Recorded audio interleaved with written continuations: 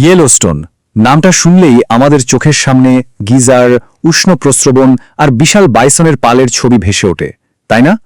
কিন্তু এটা শুধু একটা পার্ক নয়, এটা আসলে একটা বৈপ্লবিক ধারণা। কিভাবে এক প্রাচীন ভূমি থেকে জন্ম নিল বিশ্বের প্রথম ন্যাশনাল পার্ক, আর এর পেছনে লুকিয়ে আছে কোন অবিশ্বাস্য গল্প? চলুন আজ সেই গল্পটাতেই ডুব দেওয়া যাক।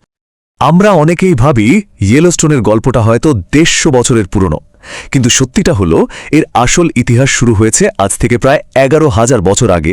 হ্যাঁ, পার্ক তৈরির হাজার হাজার বছর আগেই এই ভূমি ছিল মানুষের পদচারণায় মুখর। তো আজকের এই যাত্রায় আমরা ঠিক কি দেখব? আমরা দেখব এর প্রাচীন ইতিহাস, কিভাবে একটা পার্ক তৈরির ধারণা জন্ম নিল, তারপর বিশ্বের প্রথম পার্ক হিসেবে এর প্রতিষ্ঠা, শুরুর দিকের বিশৃঙ্খলা সামলে কিভাবে শৃঙ্খলা এলো, আর কিভাবেই বা এটা একটা জীবন্ত গবেষণাগারে পরিণত হলো, আর সবশেষে আমরা এর স্থায়ী ঐতিহ্য নিয়েও কথা বলবো। শুরু করা যাক একদম গোড়া থেকে, এক প্রাচীন জনবসতিপূর্ণ ভূমি দিয়ে। এটা বোঝা কিন্তু খুব জরুরি যে এই জায়গাটা কখনোই জনমানবহীন কোনো প্রান্তর ছিল না। হাজার হাজার বছর ধরে এই অঞ্চলটা ছিল বিভিন্ন আদিবাসী গোষ্ঠীর প্রাণকেন্দ্র। যেমন ধরুন, টুকুডিকা উপজাতি এই পাহাড়কেই তাদের ঘরবাড়ি বানিয়েছিল। প্রত্নতাত্ত্বিকরা এখানে 10,000 বছরেরও বেশি পুরনো পাথরের অস্ত্র খুঁজে পেয়েছেন, যা প্রমাণ করে যে শিকারীরা সেই প্রাচীনকাল থেকেই এখানে ছিল। শুধু তাই নয়, মাড ভলকানোর মতো জায়গাগুলো ছিল বিভিন্ন উপজাতির কাছে পবিত্র তীর্থক্ষেত্র। আর এখানকার অবসিডিয়ান পাথর, মানে এক ধরনের আগ্নেয়শিলা, ছড়িয়ে পড়েছিল গোটা উত্তর আমেরিকার বাণিজ্যিক নেটওয়ার্কে। এবার আসি সেই পর্যায়ে যখন এই জায়গাটার অবিশ্বাস্য সব গল্প আর গুজব আস্তে আস্তে সত্যি বলে প্রমাণ হতে শুরু করল। ব্যাপারটা ঘটেছিল খুব তাড়াতাড়ি, মানে মাত্র 3 বছরের একটা ঝোড়ো সময়। 1869 সালে প্রথম একটা অভিযান বিস্তারিত তথ্য লিখে আনে। ঠিক তার পরের বছর 1870-এ ওয়াশবার্ন অভিযান বিখ্যাত ওল্ড ফেইথফুল গিজারের নামকরণ করে। কিন্তু আসল খেলাটা ঘুরে যায় 1871 সালে, যখন হেডেন অভিযানের মাধ্যমে এমন কিছু প্রমাণ সামনে এলো যা আর কেউ অগ্রাহ্য করতে পারেনি। আসলে কি জানেন, শুধু লেখা বা মুখের কথায় চিরে ভেদ ছিল না। হেডেন অভিযানের সময় তোলা উইলিয়াম হেনরি জ্যাকসনের ছবি আর টমাস মোরানের আঁকা ছবিগুলোই ছিল আসল গেম চেঞ্জার।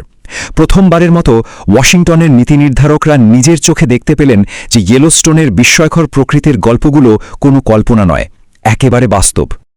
আর এর ফলেই জন্ম নিল এমন এক ধারণা যা আগে কেউ কখনো ভাবেনি, বিশ্বের প্রথম পার্ক। এটা ছিল সংরক্ষণের ইতিহাসে এক যুগান্তকারী মুহূর্ত। 1872 সালের 1 মার্চ একটা আইন পাশ হল, আর সেই আইনে যা লেখা ছিল তা ছিল এক কথায় বৈপ্লবিক। জনগণের সুবিধা এবং উপভোগের জন্য একটি পাবলিক পার্ক বা বিনোদনের স্থান। ভাবুন একবার, একটা বিশাল জমিকে মুনাফা বা উন্নয়নের জন্য নয়, বরং শুধুমাত্র সাধারণ মানুষের ভালোর জন্য আলাদা করে রাখা হচ্ছে। এই যে ন্যাশনাল পার্ক শব্দটা, এটা তখন একদম নতুন একটা ধারণা ছিল। প্রথমবারের মতো কোনো দেশের সরকার একটা বিশাল প্রাকৃতিক এলাকাকে শুধু মানুষের বিনোদন আর প্রকৃতির সুরক্ষার জন্য উৎসর্গ করল। ইয়েলোস্টোন শুধু প্রথম পার্কই ছিল না, এটা সারা বিশ্বের জন্য একটা মডেল তৈরি করে দিয়েছিল। কিন্তু পার্ক তো তৈরি হলো, কিন্তু এর টিকে থাকাটাই একটা বড় চ্যালেঞ্জ হয়ে দাঁড়িয়েছিল। মানে শুধু একটা ভালো ধারণা থাকায় যথেষ্ট ছিল না।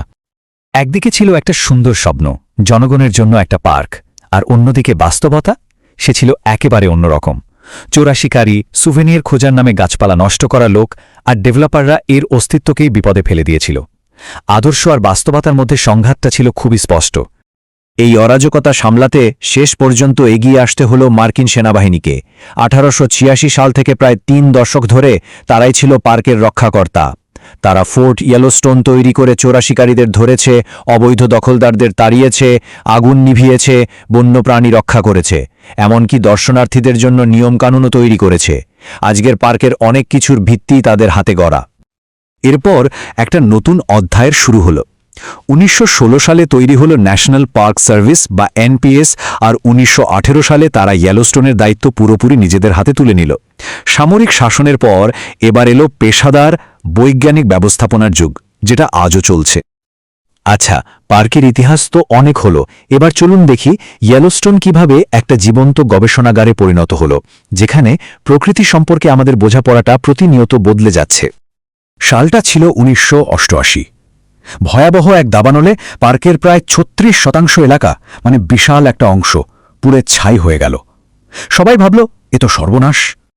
কিন্তু প্রশ্ন হল, এটা কি সত্যিই একটা বিপর্যয় ছিল, নাকি নতুন কিছুর সূচনা? এই ঘটনায় বিজ্ঞানীদের আর আমাদের সবাইকে শিখিয়েছে যে আগুন কেবল ধ্বংস করে না, এটা প্রকৃতির স্বাভাবিক চক্রেরই একটা অংশ, যা আসলে নতুন প্রাণের জন্ম দেয়। এরকমই আরেকটা বড় শিক্ষা আমরা পেয়েছি নেকড়ের গল্প থেকে। 20 শতকের শুরুর দিকে পার্ক থেকে নেকড়েদের পুরোপুরি নির্মূল করা হয়েছিল। ফল, পুরো ইকোসিস্টেমের ভারসাম্যটাই নষ্ট হয়ে গিয়েছিল।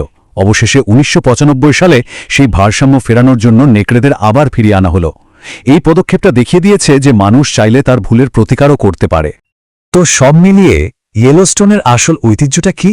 এটা কিন্তু শুধু কিছু উষ্ণ প্রস্রবণ বা বাইসনের পালের চেয়ে অনেক অনেক বড় কিছু।